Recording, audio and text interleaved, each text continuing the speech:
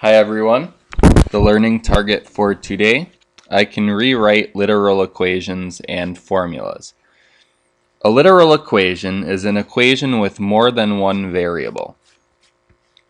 And they're solved pretty similar to equations where you're just solving for one of the variables.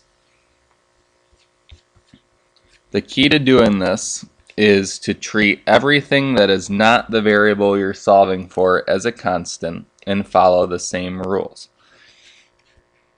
So let's look at the first one. We're solving for y. We have 3x plus 2y equals 6. We're trying to get y by itself. So again, we go backwards through our order of operations. And so the first thing we have to do, we have to undo addition or subtraction. And I've got a 3x being added to the 2y. And in order to zero that out, I need to subtract 3x. And if I do that on the left side, I do it on the right side. So minus 3x. And so I get 3x minus 3x is 0. That's 2y.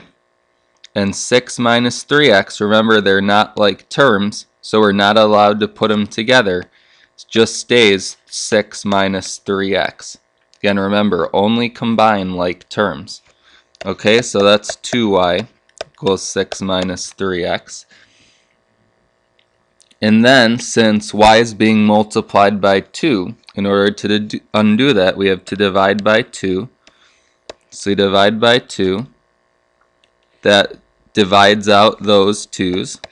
So y equals 6 minus 3x all over 2.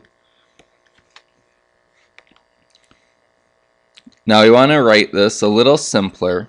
And if you'll remember, when you add two fractions together, like 2/7 plus 3/7, in order to add those, you do add the numerator, since the denominators are the same, 2 plus 3 over 7, which is just 5/7. So what we're going to do with this is we're going to do it backwards. We're going to split the fraction apart, and when we split it apart, then we'll be able to simplify things individually. So I'm going to split it apart. I'm going to go from my final answer back to where I was adding the numerators. That was this. Then we're going to split it into the first step. So 6 is divided by 2, and minus 3x is also divided by 2. And so then I just finish reducing it. 6 divided by 2 is 3, minus 3 over 2x is 3/2 x. Okay, so let's do the second one. Again, we're still solving for y. There's y. I look in front of it. I have a 4x that is being added to the negative 5y. So I have to zero it out by subtracting 4x from both sides. So that's just 0. Negative 5y equals negative 24 minus 4x. And then I need to divide everything by negative 5 in order to cross out the negative 5's. So I do that. I have negative 24 minus 4x all over negative 5.